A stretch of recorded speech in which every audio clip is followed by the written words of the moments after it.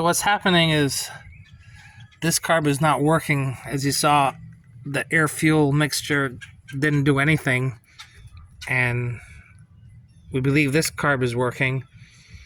Had to get a 240Z radiator hose for the front when we did the Weber installation, and did away with the fuel regulator. So we got to do a compression test and see what happens.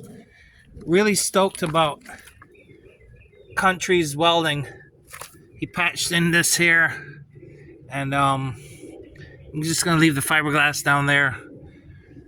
And Country did a 2-part weld here. He used some galvanealed, not galvanized sheet metal, and he had to weld that lip on there.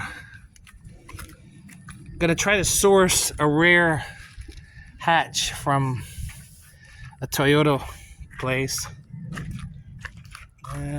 Some of my filler work here, just going over what was already there.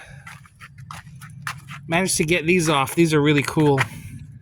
We think they vent the cabin, equalize the pressure. I'm not gonna mess with these. These are hard to come off.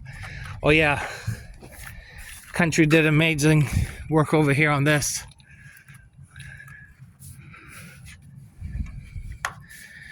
Right by the chrome.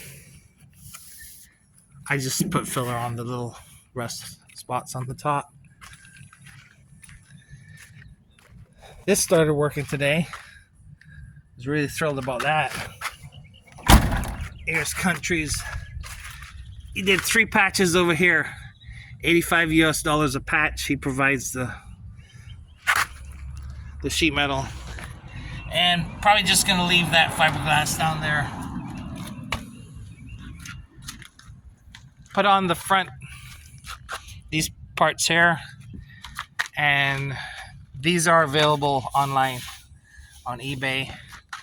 The other update was the alternator was not charging, so unfortunately got this from O'Reilly's, but it only charges at 13 volts. And that's about it. Oh, we had to bleed the brakes from up here. My master mechanic, he undid one of these, and one of these was blocked. So the brakes are working. Heater, we have never really tested the heater core yet, and the fan clutch works. So that's the update on the Celica.